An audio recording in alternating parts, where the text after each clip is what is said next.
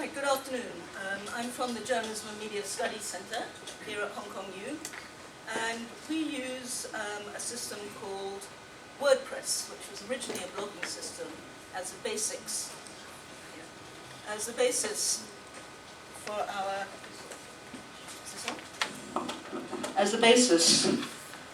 for our e-learning. And as we've only got 7 minutes, what I've done is I set up a little blog on our blog farm for this course. And here's the URL. I'll leave it up there for a while so you can have a look at it at your leisure. Okay? In many ways, education and journalism are evolving in a similar way. The days where the teacher stood up there and disseminated information into hungry mouths is gone. It's all two-way. People are now communities, you're wanting feedback, audience participation, crowdsourcing and things like that. So, it's one of the advantages of WordPress and the associated tools. It's all open source, it's all free, we like free, and it's incredibly easy to use. What I'm going to do is just go quickly through some of the blogs that some of my colleagues are using for their courses. Okay. Here's one, Principles of Journalism. And it's using our blog farm, WordPress multi-user. And as you can see, you've got the opportunity to state what the syllabus is, what the requirements are, what all the readings are. And you can update this at your leisure. And every year, as you're updating your course, you've still got the original course materials. And it's all there for you. Here's another one. Law. Doreen, I think it's in the audience. Again, you're able to keep all her readings. Obviously, with law, there's a lot of case studies and things. So they're all there on the blog. Everybody can access them.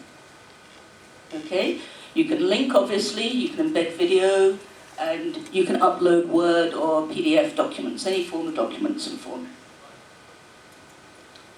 Okay, from the student point of view, there's several ways you can approach this. You could actually give them access to your blog, and you can set different privacy levels. Or what I do is, on a large class, I make each of them set up their own blog. And this I make them do all their assignments, all their work, and things on.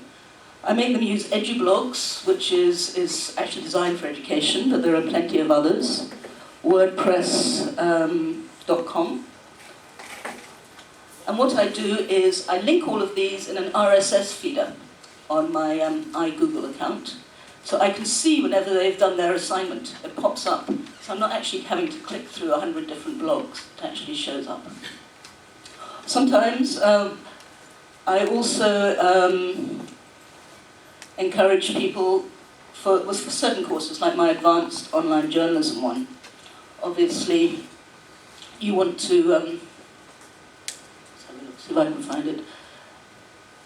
We have a single site here called Vox Asia, and everybody on the course is registered to this single blog, and we're using this as a sort of news site, but you could do this for any sort of interactive or group project.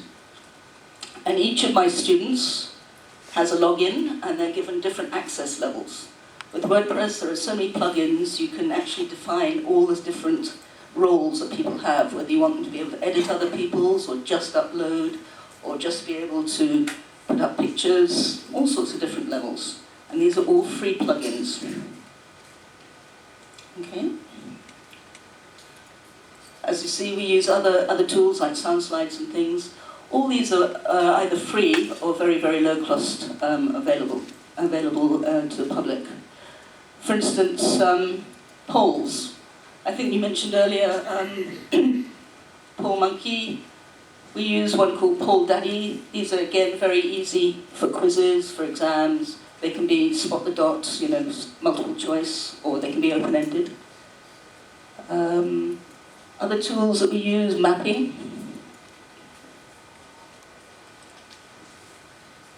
There we are. So for this particular theme, every time somebody did a story, they linked it to the map, and then you're able to go directly to the story or to their blog or web page, whichever they're doing.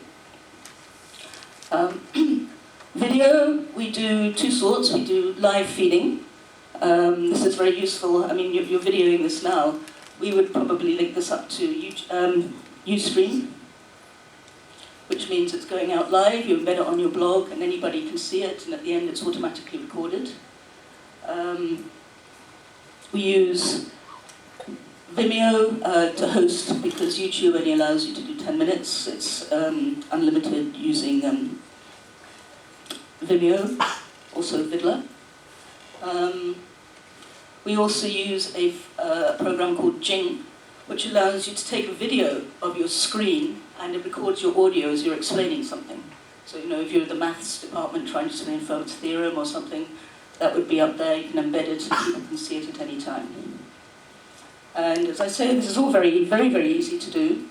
I could show you behind the scenes, but I don't think I've got enough time. But at the JMSC, we actually run public courses on how to use these things, various tools, video, online, and so that's a bit of a pitch for the JMSC. Thank you very much.